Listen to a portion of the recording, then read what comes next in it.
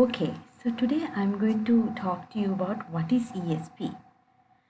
Um, Something new that we are going to talk about. I'm going to my lecture today will be based on the research paper which is titled English for Specific Purposes. What does it mean and why is it different from teaching general English? This one, of course, I have uploaded in your Google Classroom. Next time, I will be uploading research papers. So once you're coming for my lectures, you have to be ready with both the research paper and also have a go at the video as well. So let's look at English for specific purposes. Now you know English, right? But this English for specific purposes is something you're going to hear either for the first time or you have heard it but you didn't know it, or maybe some of you even know it. So, in this present age of rapidly developing international scientific collaboration and business, you know that the world is moving fast. So, courses of foreign language for specialist purposes are becoming more and more popular. When you say specialist purposes, special purpose, now English we are learning, but we are learning for a special purpose. Maybe for business, maybe to follow up a foreign language course. So there is always a reason, maybe for some scientific collaboration. So there is always a special purpose. So that is why it is called English for specific. It's for one purpose, one thing. Okay, so we will further look at this in this lesson. These courses are conducted on the basis of the approach called English for Specific Purposes, and in short it's ESP. So hereafter, when I say ESP, you know that it means English for Specific Purposes. Let's talk a little bit about the background of ESP. After the collapse of communism in Poland in 1989, a great trend has been observed within the country in the learning of English language, especially the English language necessary for academic or professional purposes. So in 1989 in Poland, a great trend has been observed within the country in the learning of English language. So this only has been developed into other countries. It has been introduced to other countries. So what is the need here? The necessity is to get it is for academic and professional purposes.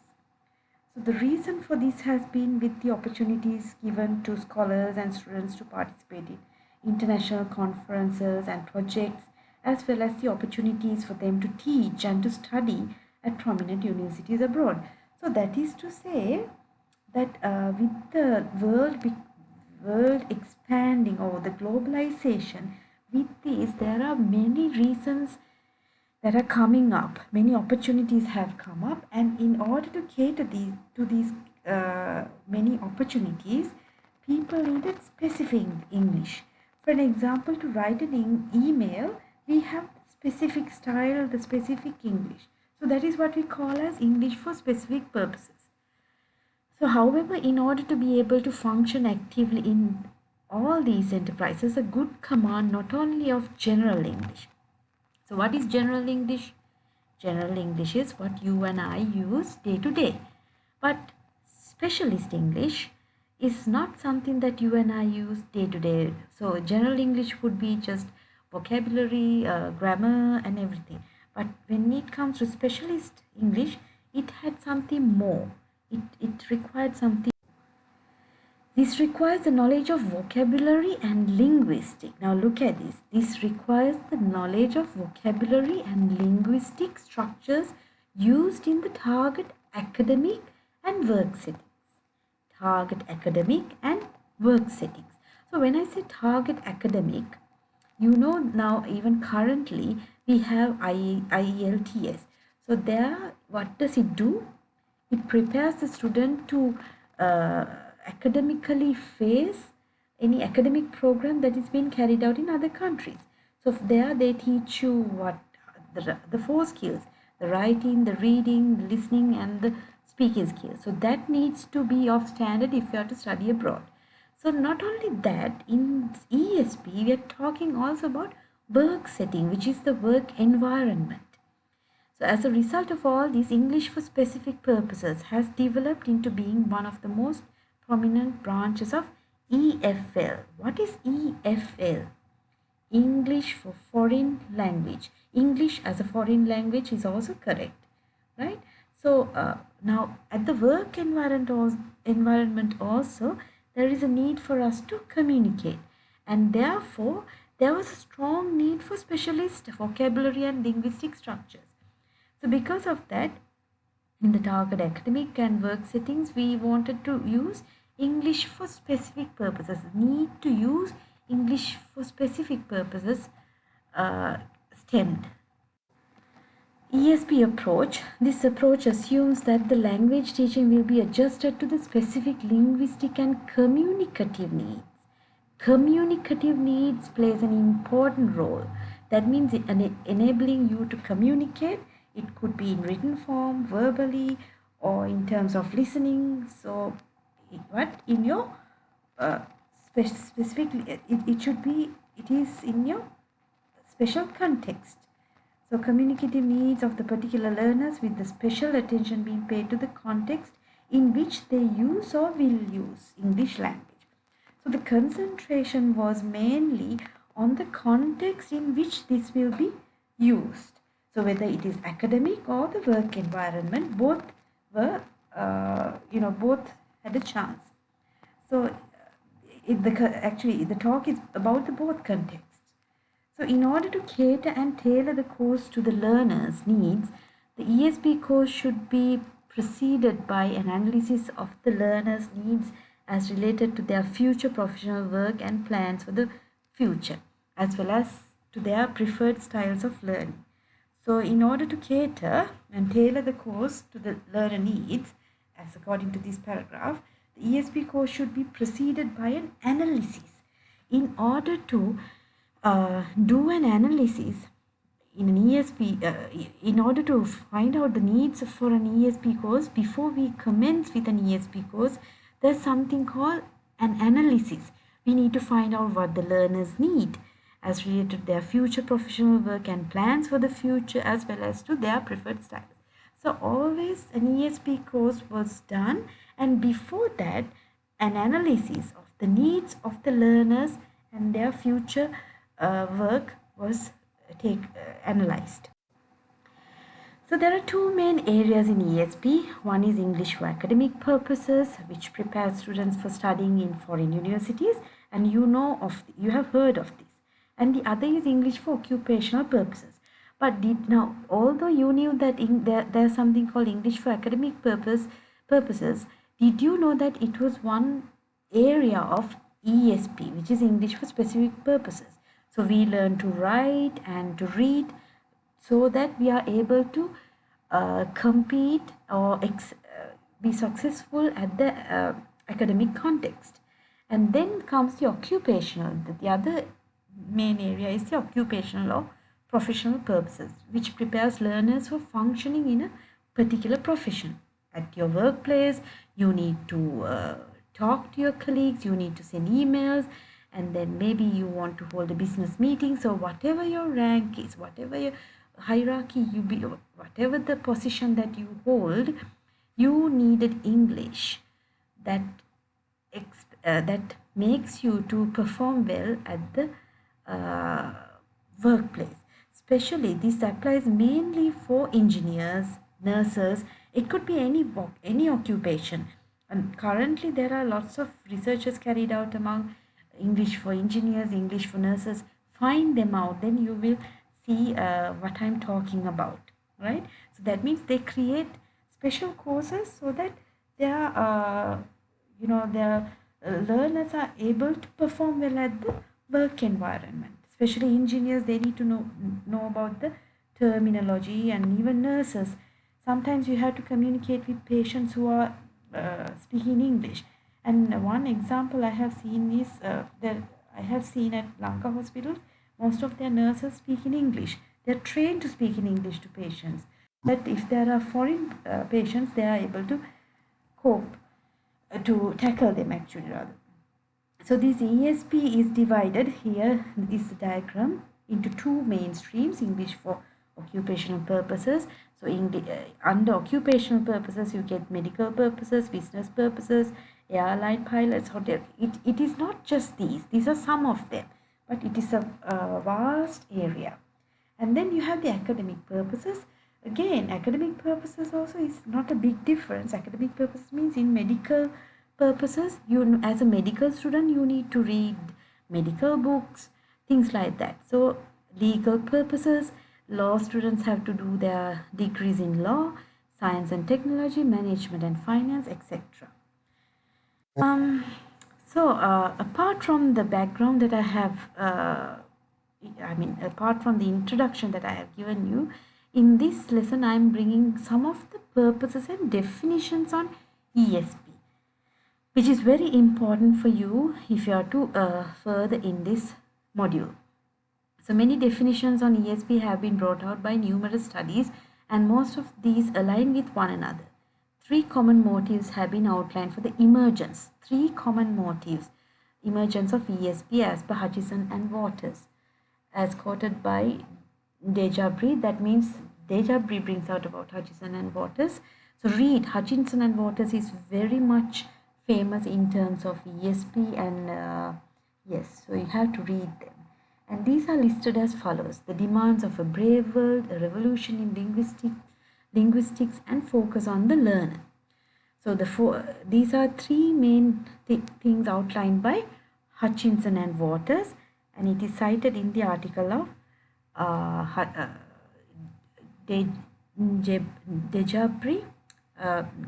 It doesn't matter if you don't pronounce the names properly, you don't have to be perfect with names. So Mountford and Mackay 1978 proposed three purposes for ESP. One is occupational. There are three purposes. One is occupational, vocational and academic. And that is according to Mountford and Mackay. This definition is closely related with my study as it tends to look. So this actually I took it from one of the studies that I have done.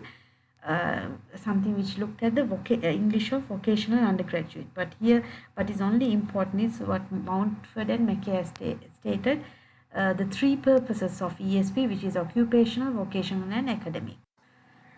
Koju et al. Highlights ESP as a branch of ELT which could be divided into two main categories, and you know the two main categories, they are EAP and EOP. So EAP means English for academic purposes, EOP means English for occupational purposes.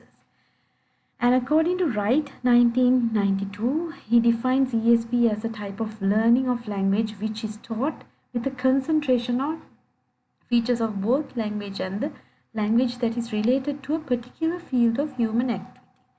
So read again. Wright 1992 defines ESP as a type of learning of language which is taught with a concentration on features of both language and the language that is related to a particular.